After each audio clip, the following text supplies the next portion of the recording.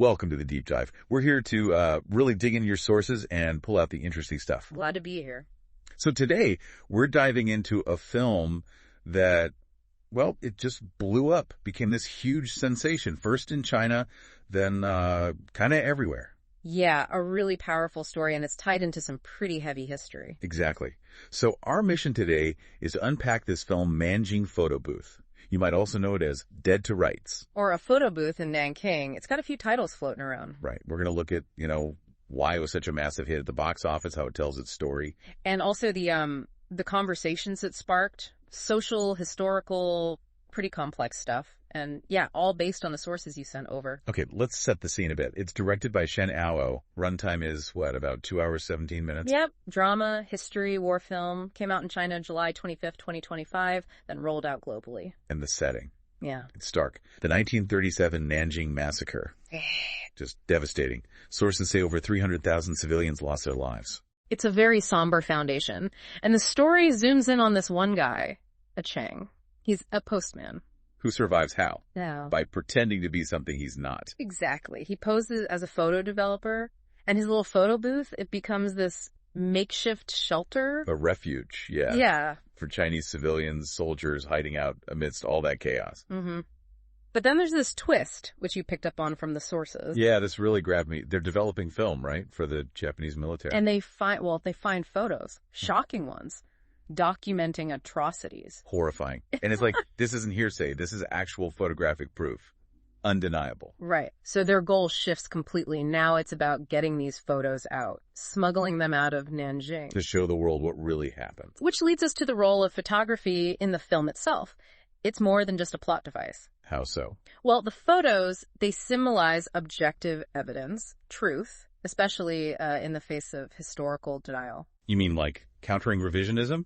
The sources mention concerns about some Japanese right-wing groups trying to downplay or deny events. Precisely. So the film taps into that universal need, really, to hang on to the truth, to fight against that kind of distortion of history. Okay, so that's the setup. But the impact, the sources really emphasize this. We're talking, 2.6 billion CNY at the box office? Just staggering numbers. Which tells you something, right? About a societal, maybe, need to engage with this history. Made it the third highest grossing film in China for 2025. Huge deal. And high scores from critics, audiences. Yeah, widely praised. And a lot of that praise, according to the sources, goes to Shen Ao's direction. They call it restrained. Meaning not overly sensational. Exactly. Avoiding perhaps the more graphic war film tropes, focusing more on emotional depth, authenticity. Trying to get at the human cost. I think so. And the film's stated message, it's about remembering the past. Why? For the preciousness of peace. And also pushing back against what the sources term Japan's historical amnesia. You can see that resonance. People mention audiences staying silent, like long after the film ended, processing it. Wow, that says a lot. But it wasn't all quiet reflection, was it?